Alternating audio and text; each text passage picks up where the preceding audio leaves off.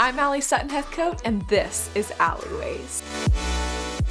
Alright everybody, welcome to Alleyways. I'm here with such a special guest today, Miss Lisa Proctor. Hello. Hi, thank you for coming on. Oh, thank you so much for calling me. I mean, actually, you texted me and I said, yes, I'm there. I was so thankful. And Anya just, I think, described you perfectly. Our executive producer said, you're like the Pat McGrath of pageantry. And I'll take that. I think that is a huge compliment. I think it's the perfect way to describe you. So I wanted to talk to you today because I've had a ton of questions about how I did my makeup at Miss USA, and Miss Lisa Proctor is the artist behind the look.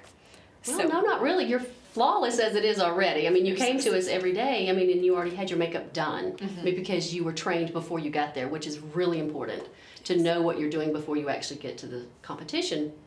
I mean, you got to do your makeup every day. You don't see us every single day 2 or 3 times through reg and fittings, and then you see us again at prelims, and then you see us again at finals. But you have to do your own.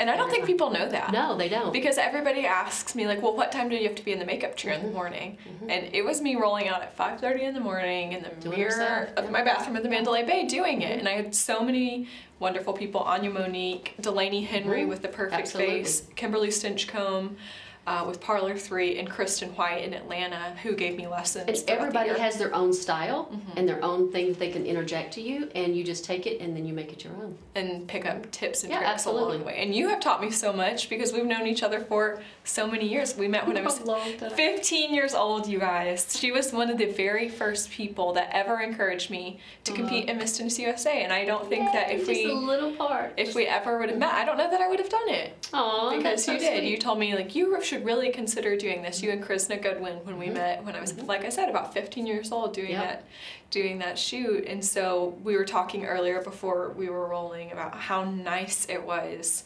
to have somebody at Miss USA who I had known for 10 plus years. It is like having family there. You kind of had a little extra just having me there, and it was just being able to come in.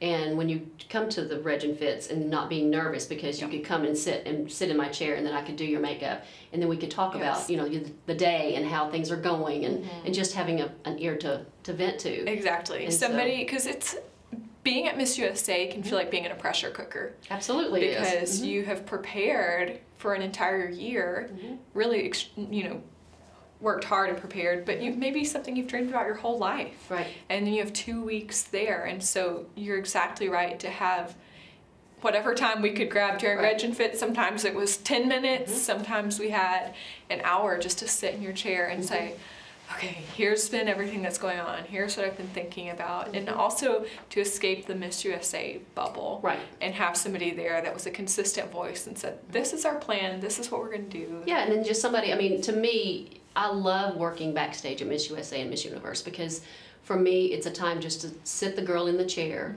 and they don't know it, some do, some don't, but you're praying over that girl, and you're just keeping her calm. I mean, you're doing their makeup and you're touching them, because touching somebody, doing their makeup, or even doing their hair is a very calming effect. So if you touch somebody, it is therapeutic. It's very therapeutic, and then you're in their private space, and so it just calms them down.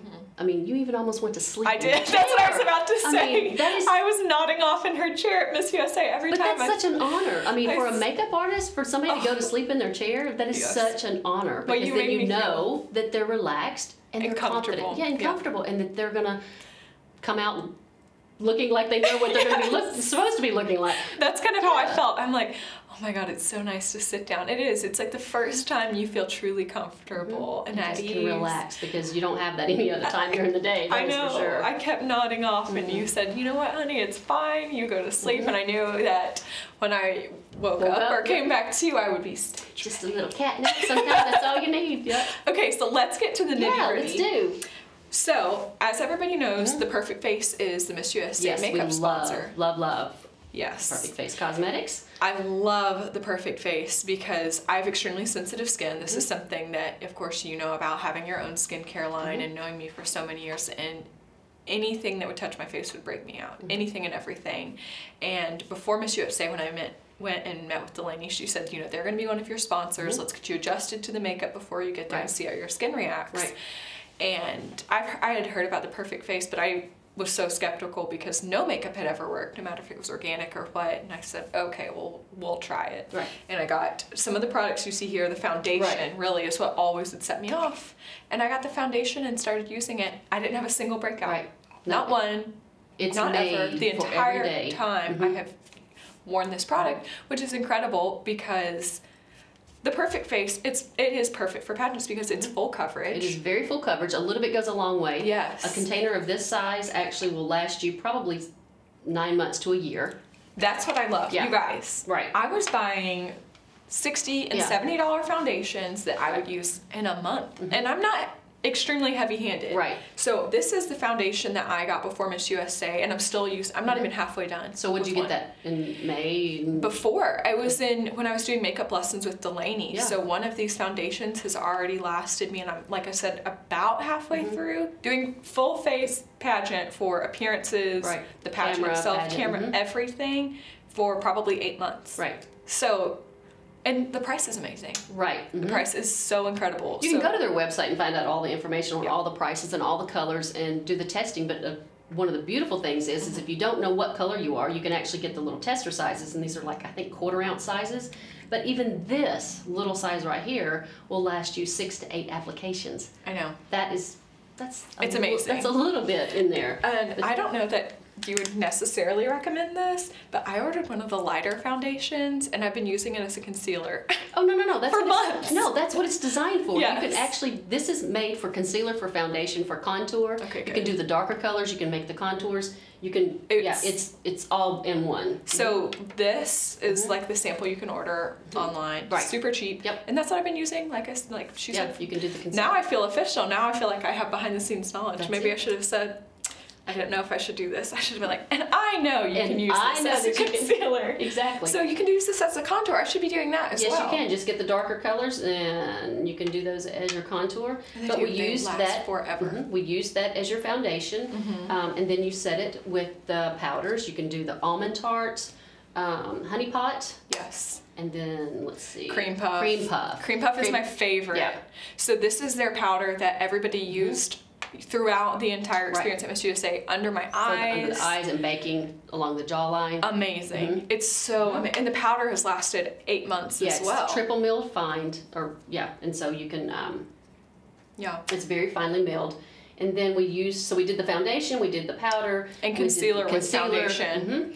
So let's just start because you are a master of making...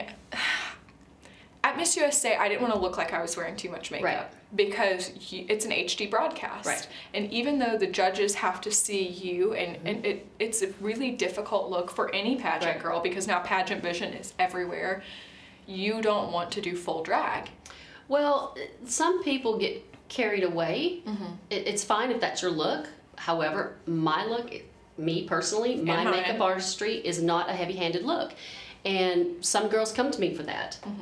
You like that? You came to me for that?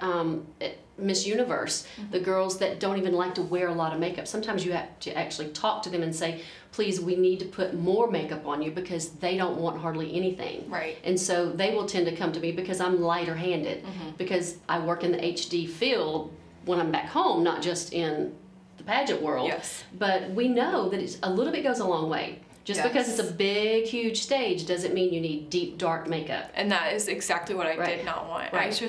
I knew because I had worked in entertainment and we had worked together and talked a lot before Miss USA, we wanted on broadcast everything to look really great. The other thing is judges at Miss USA have monitors of the broadcast in there. Right there in front of you. Right there in front of them. And they're just right there. So it's not like... And they're super close. So we didn't have to worry about getting really heavy-handed. Right. And so we started with just clean skin. Like we said, moisturized skin, and then you apply the foundation. I think I was like Y5 might have been the color. I think so. I'm not...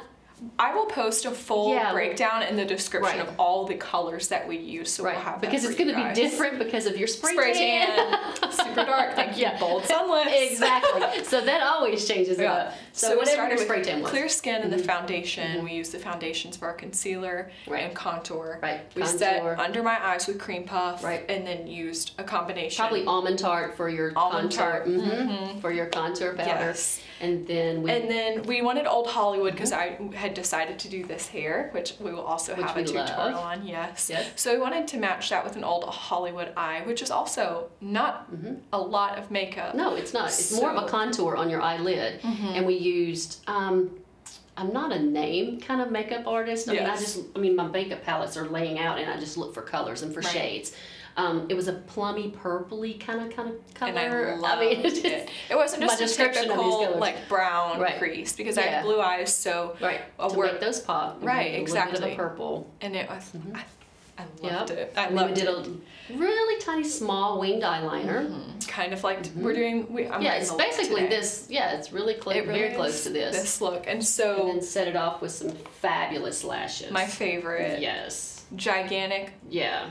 Lily lashes, which of course we trimmed to my eyes, and we did very little underneath the eye. What I liked about these though, and I've never used these, I had never used them, is the spikiness of them. Yes, that's what I love about them. They really opened up your eye and they gave you a really nice, it winged it out. So it wasn't too heavy. But it's the Lily lashes and the style is luxe. Yeah, but let's talk about this.